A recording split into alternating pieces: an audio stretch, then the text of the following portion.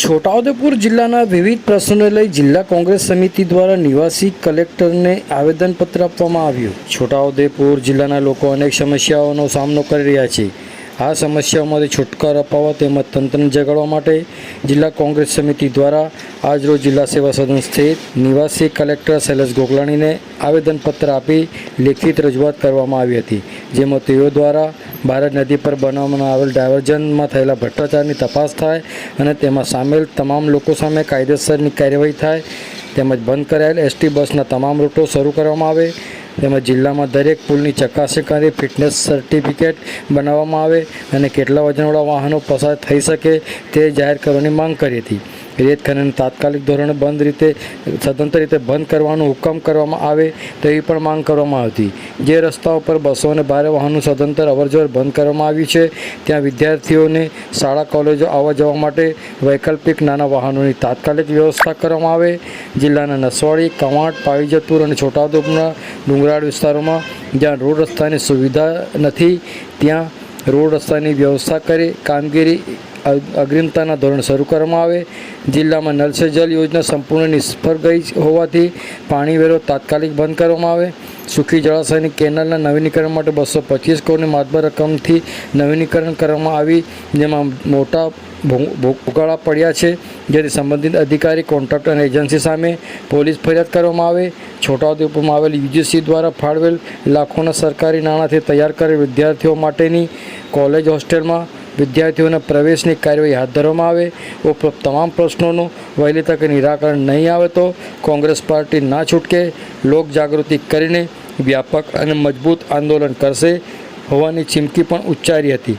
આ પ્રસંગે છોટાઉદેપુર જિલ્લા કોંગ્રેસ સમિતિના અગ્રણીઓ પ્રોફેસર અર્જુનભાઈ રાઠવા, કાજલભાઈ બારિયા, નરેન્દ્રભાઈ રાઠવા તેમજ વિવિધ તાલુકાઓના તાલુકા પ્રમુખો, જિલ્લા તાલુકા કોંગ્રેસના અગ્રણીઓ, સરપંચો અને કાર્યકરો મોટી સંખ્યામાં ઉપસ્થિત રહ્યા હતા। આવો સાંભળીએ આ અંગે છોટાઉદેપુર જિલ્લા કોંગ્રેસ સમિતિના અગ્રણી પ્રોફેસર અર્જુનભાઈ રાઠવા શું કહી રહ્યા છે, સાંભળો તેઓના મુખે। આજે જિલ્લા કોંગ્રેસ સમિતિ અલગ અલગ તાલુકાના પ્રમુખશ્રીઓ પાવીજતપુર, છોટાઉદેપુર, નસવાડી, કવાંટ અમે આવેદનપત્ર આપ્યું અને છોટાઉદેપુર જિલ્લાને સળગતા પ્રશ્નો છે, રસ્તાના પ્રશ્નો છે, ડાયવર્ઝન તૂટી ગયો એના પ્રશ્નો છે, એનાથી શાળા કોલેજોમાં બાળકો જઈ શકતા નથી એ પ્રશ્ન છે, વાલીઓના વિદ્યાર્થીઓના પ્રશ્ન છે, આરોગ્યના પ્રશ્નો છે, વેપારીઓ વેપાર કરી શકતા નથી એ પ્રશ્નો છે।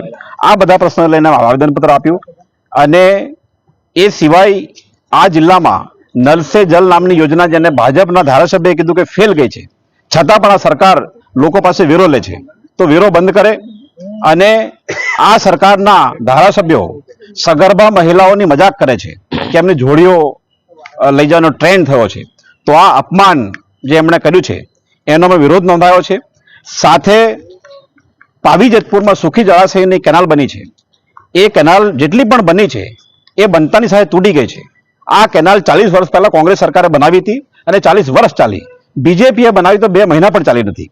તો આ જે સવાલો છે એ સવાલની અમે કલેક્ટર સાહેબને રજૂઆત કરી અને સાથે અહીંયા છોટાઉદેપુરમાં વિદ્યાર્થીઓ માટે યુજીસીના ફંડમાંથી હોસ્ટેલ બની છે, એ હોસ્ટેલનું નવીનીકરણ થયું છે।